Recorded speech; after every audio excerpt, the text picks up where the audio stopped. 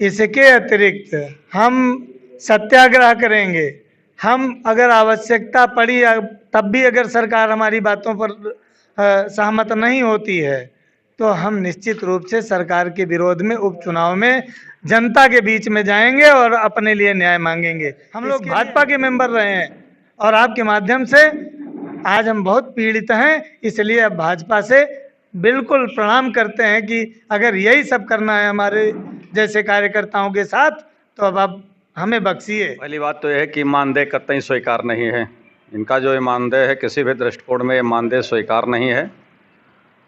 अगर हम 25,000 पर परिवार चला सकते हैं तो 75,000 जो 1 लाख सवा लाख मिल रहा था तो 25,000 हम और कमा लेंगे।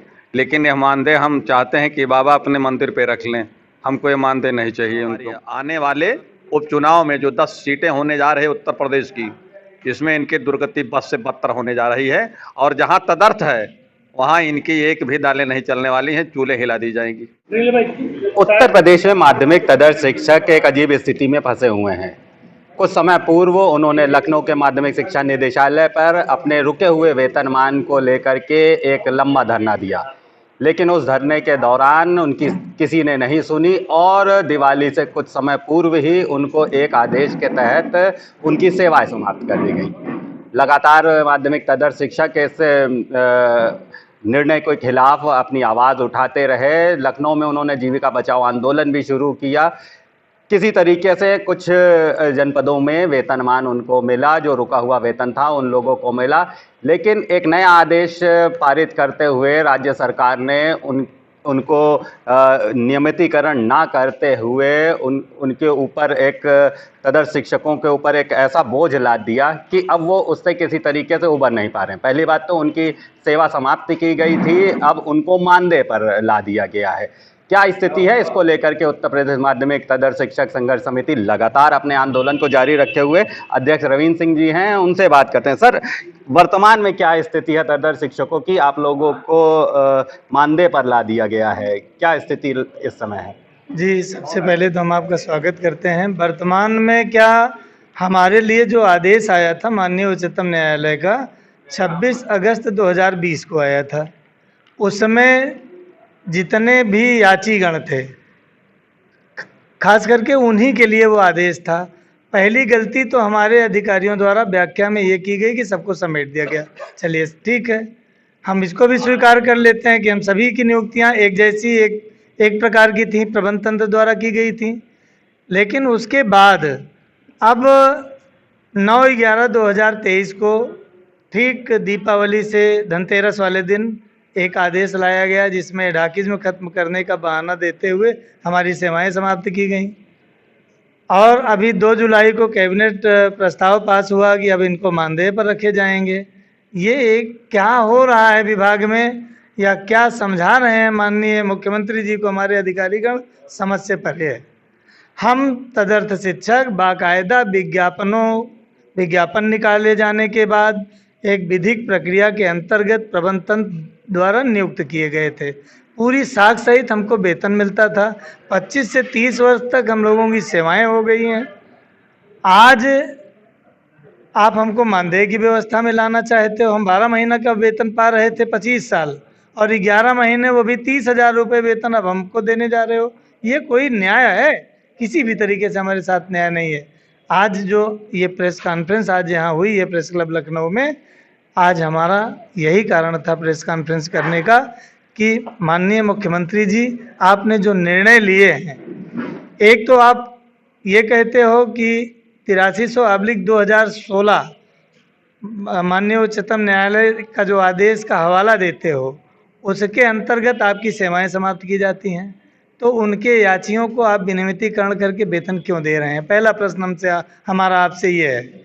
और जब 2020 से ही ये आदेश आ गया था और उसके बाद विनियमितीकरण की कोई व्यवस्था नहीं थी, तो 21 से 22 के बीच में लगभग कितने विनियमितीकरण हो गए कोई संख्या नहीं है निश्चित, लेकिन जेडी अयोध्या इसी मामले में निलंबित हो गए। फिर उसके बाद 9/11/2023 का जो आदेश आपका आया है उसके बावजूद भी 4 मंडलों में आपने विनियमितीकरण करवाया है। प्रमाण पत्र है हमारे पास, आरटीआई के तहत जो हमारे पास साक्ष्य हैं, ज़रूरत पड़ने पर जब माननीय मुख्यमंत्री जी हमारे प्रतिनिधिमंडल के साथ वार्ता करेंगे तो साक्ष्य सहित बैठेंगे उनके सामने और दिखाएंगे कि ये सब हो रहा है। और जब लगभग 1030 लोगों का विनियमितीकरण हमारे जैसे लोगों का हो चुका है, तो 2254 ने क्या अपराध किया है? क्यों हमको आज अपमानित किया जा रहा है मानदेय आधारित व्यवस्था के अंतर्गत? यही हमारा सवाल है और हम चाहते हैं कि सबका विनियमितीकरण हो, सब अध्यापन कार्य करें। कोई नेता बनने के लिए अध्यापक नहीं हुआ है। आप कह रहे हैं कि सेवा समाप्ति के बाद मानदेय पे तय करने के बावजूद भी लगातार कुछ लोगों का विनियमितीकरण किया जा रहा था, लेकिन 2254 लोग अभी तक नहीं। तो ये क्या लगता है, ये दोनों अलग अलग तराजुओं से क्यों तौला जा रहा था दर शिक्षकों को? नौकरशाही का पूरी तरह से ये भ्रष्टाचार है और निश्चित रूप से अगर इस भ्रष्टाचार की जांच की जाए, जो जिसके बारे में मैं समझता हूँ कि हमारे शासन के अधिकारी शायद अनभिज्ञ हों, क्योंकि विभाग का खेल बहुत छोटे स्तर से शुरू होता है। तो ये एक प्रकार से कदाचार है, भ्रष्टाचार है, हम लोगों के साथ अमानवीय व्यवहार है जो अब किया जा रहा है। हम लोगों ने 25-30 साल सेवाएं देकर के कोई अपराध नहीं किया था, बच्चों को दिशा देने का कार्य किया। हमारे प्रबंध तंत्रों ने हमारी नियुक्ति इसलिए की थी कि जो माध्यमिक विद्यालय हैं उनकी व्यवस्था सुचारू रूप से चलती रहे, अध्यापन कार्य होता रहे, और उसी को आधार मानकर माननीय उच्च न्यायालय ने हमको वेतन देने का आदेश भी दिया था। लेकिन आप जो ये व्यवस्था आप लागू करने जा रहे हैं, ये ना तो आपकी राष्ट्रीय शिक्षा नीति का पोषण करती है, ना किसी भी शिक्षक समाज का पोषण करती है। आपने ही इसी तरीके के नियुक्त शिक्षकों को 7 से 8 बार विनियमितीकरण किया, आमेलित किया, समायोजित किया। आज ऐसी क्या अवस्था आपकी आ गई है जो आज हमको मानदेय पर रख रहे हैं?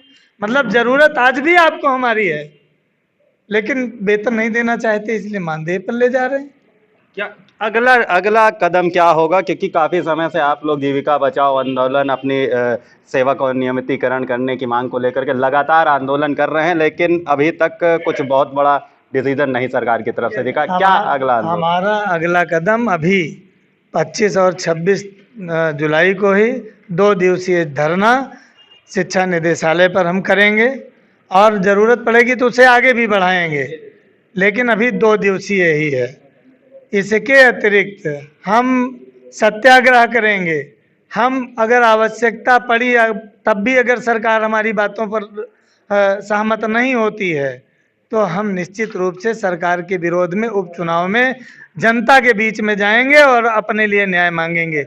इसके लिए हम बाध्य हैं, हम मजबूर हैं ये करने के लिए।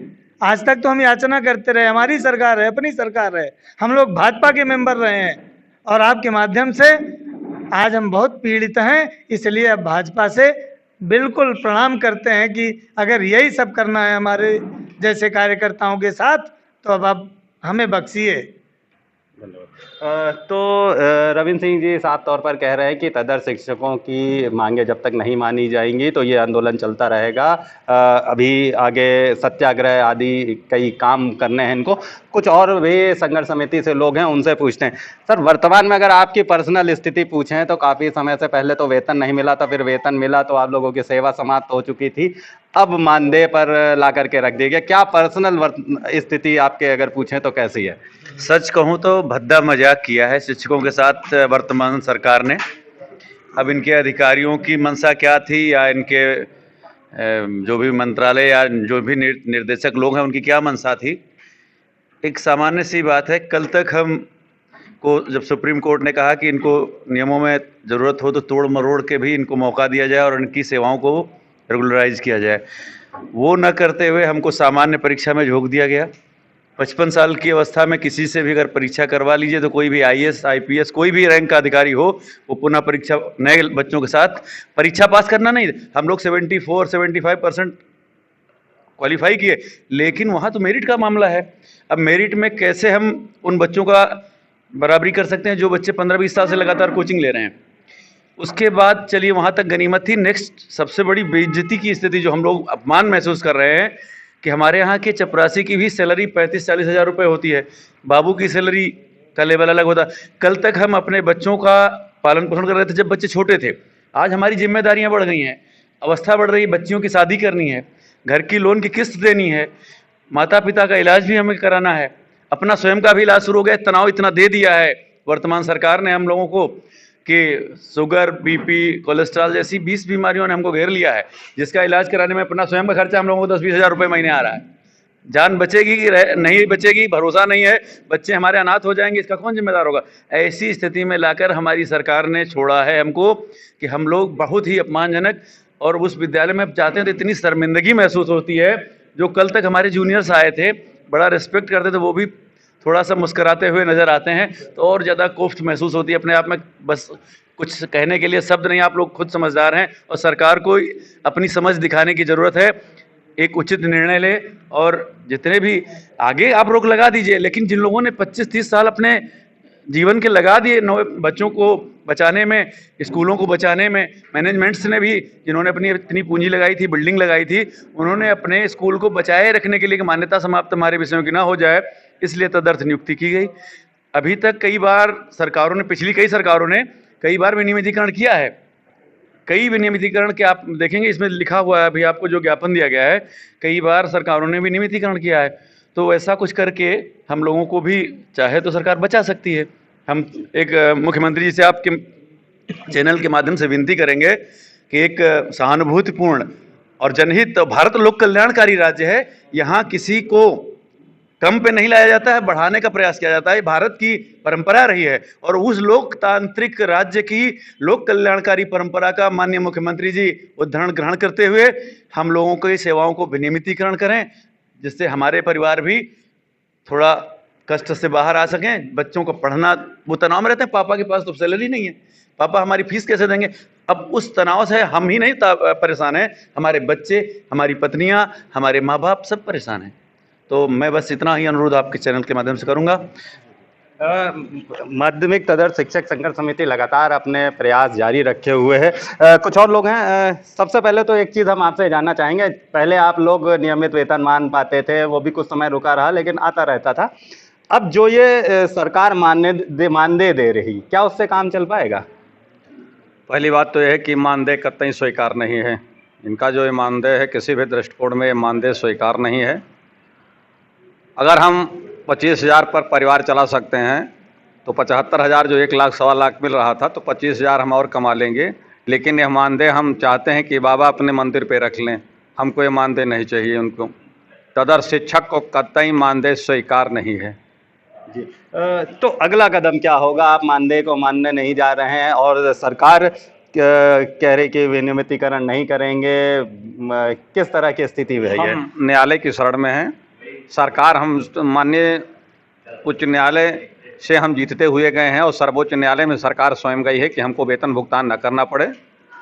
तारीख अभी कोई डिसीजन नहीं आया, उसके पहले सरकार ने एक मंत्रिमंडल का फैसला ला के, तुरंत फरमान ला करके हमको बाहर किया और 25,000 रुपया मानदेय देने का सुनिश्चित किया है। जब तक हम अभी सोच रहे हैं कि कोर्ट के आदेश आने के बाद 25 तारीख तक कोर्ट का आदेश, 29-30 में तारीख लगी हुई, कोर्ट का आदेश आएगा और हम मानते हैं कि निश्चित तौर पर हम बहाल होंगे। हम लड़ाई लड़ेंगे लोकतांत्रिक तरीके से, जितनी लड़ाई संभव होगी वो हर लड़ाई हम अख्तियार करेंगे। और सरकार के विरुद्ध अब तदर्थों को फैसला लेने का समय आ गया है। अब कोई दूसरा विकल्प हमारे पास नहीं है। हमें भाजपा का बन के नहीं रहना है और लोकहित में हमें अब पूरा निर्णय लेना हो, सरकार की ईंटें सीट बजा देनी है।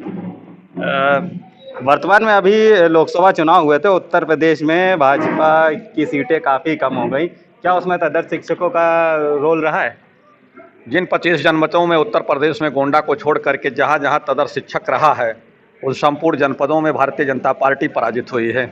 चाहे बस्ती रहा हो, चाहे प्रतापगढ़ रहा हो, चाहे सुल्तानपुर रहा हो, चाहे बाहर, सारे जनपदों में भारतीय जनता पार्टी चुनाव हारी है। आने वाले उपचुनाव में जो 10 सीटें होने जा रही है उत्तर प्रदेश की, इसमें इनकी दुर्गति बस से बदतर होने जा रही है। और जहाँ तदर्थ है वहाँ इनकी एक भी दालें नहीं चलने वाली हैं, चूल्हे हिला दी जाएंगी। ठीक है, कुछ और तदर्थ शिक्षक हैं, उनसे बात करेंगे। सर, मानदेय आप कह रहे हैं कि स्वीकार नहीं है, लेकिन सरकार अपनी जिद पर अड़ी हुई है, क्या बीच का रास्ता, क्या सोचते हैं, क्या निकल सकता है? सबसे पहले बीच का रास्ता तो ये है कि हमें किसी भी कीमत पर मानदेय पे नौकरी नहीं करनी है। और हम सरकार का अभी तक जो समर्थन करते थे या सरकार के हाँ में हाँ मिलाते थे, जो नेता थे, सांसद थे, पूर्व मुख्यमंत्री थे, उनके घर घर तक गए, सिर्फ इसलिए गए थे कि हमारी बात बन जाए।